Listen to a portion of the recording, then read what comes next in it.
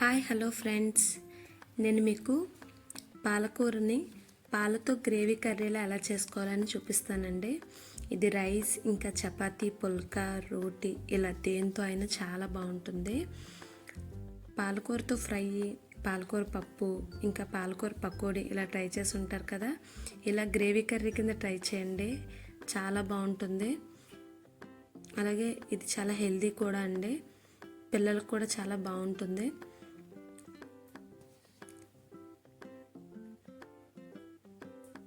దీని తయారీ కోసం నేను ఒక పెద్ద కట్ట పాలకూర తీసుకున్నానండి.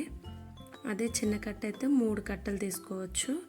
2 మీడియం సైజు ఉల్లిపాయలు, 2 పచ్చిమిర్చి, 10 వెల్లుల్లి రెబ్బలు తీసుకున్నానండి.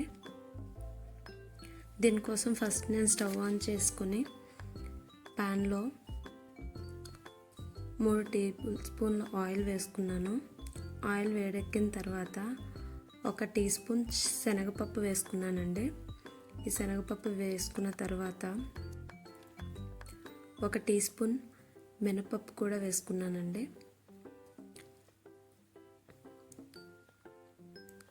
తర్వాత 1/2 టీ స్పూన్ జీలకర్ర, అలాగే 10 వెల్లుల్లి రెమ్మలు. ఇవి కొంచెం వేగిన తర్వాత చిన్న ముక్కలుగా కట్ చేసుకున్న ఉల్లిపాయ ముక్కలు, 1 రెమ్మ కరివేపాకు, 1 ఎండుమిరపకాయ, అలాగే 2 పచ్చిమిరపకాయలు కట్ చేసుకుని వేసుకుని కొంచెం కలుపుకున్నానండి. కలుపుకున్న తర్వాత అందులో 1/2 టీ స్పూన్ సాల్ట్ అండి. నేనైతే కల్లుప్పు వేసుకున్నాను. మీరు ఉప్పు కొంచెం బాగానే తింటారనుకుంటే మీ టేస్ట్కి సరిపడా వేసుకోండి. అందులో 1/2 టీ స్పూన్ పసుపు వేసుకొని బాగా గోల్డెన్ బ్రౌన్ కలర్లోకి వచ్చే వరకు వేయించుకున్నాను. అందులో చిన్న ముక్కలుగా కట్ చేసుకున్న పాలకూర వేసుకున్నాను. ఇది బాగా ఫ్రై అవ్వాలండి. పాలకూర నుంచి వచ్చిన వాటర్ అంతా ఇంకిపోయి అది ఫ్రైలా అవ్వాలి. దానికోసం కలిపేసుకొని మూత పెట్టుకున్నాను. మూత పెట్టుకొని ఆ వాటర్ మొత్తం బాగా ఇంకిపోయే వరకు వేయించుకున్నానండి. అది బాగా వేయించుకున్న తర్వాత చూడండి, వీడియోలో చూపిస్తున్నట్టు వాటర్ మొత్తం దగ్గరికి అయిపోయింది. పాలకూర నుండి వచ్చిన వాటర్ అండి, నేను ఎలాంటి వాటర్ యాడ్ చేయలేదు. ఇది బాగా ఫ్రై అయిపోయిన తర్వాత ఇందులో 1/2 టీ స్పూన్ గరం మసాలా వేసుకున్నానండి.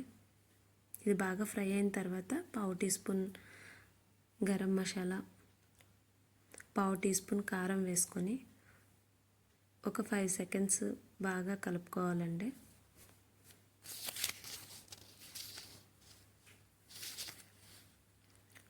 ఒక 5 సెకండ్లు కలుపుకున్న తర్వాత ఇందులో 1 కప్పు పచ్చిపాలను వేసుకున్నానండి.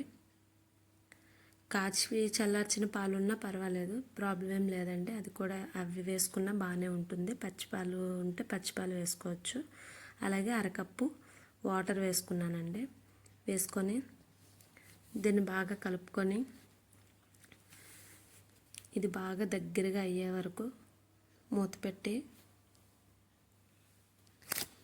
పెట్టి కలుపుకొని మూత పెట్టుకున్నాను. ఇది ఒక 5 నిమిషాలకి బాగా దగ్గరగా అవుతుంది. ఇది బాగా దగ్గరికి అయిన తర్వాత చూడండి, వీడియోలో చూపిస్తున్నట్టు గ్రేవీ కర్రీలా అయిపోతుందండి. ఇలా గ్రేవీ కర్రీలా అయిన తర్వాత స్టవ్ ఆఫ్ చేసుకొని సర్వ్ చేసుకోవడమేనండి. ఇది రైస్ ఇంకా చపాతీ, పుల్కా, రోటీ ఇలా దేని కాంబినేషన్లో అయినా బాగుంటుంది. నచ్చితే లైక్ చేయండి, షేర్ చేయండి, సబ్స్క్రైబ్ చేయండి. Thank you.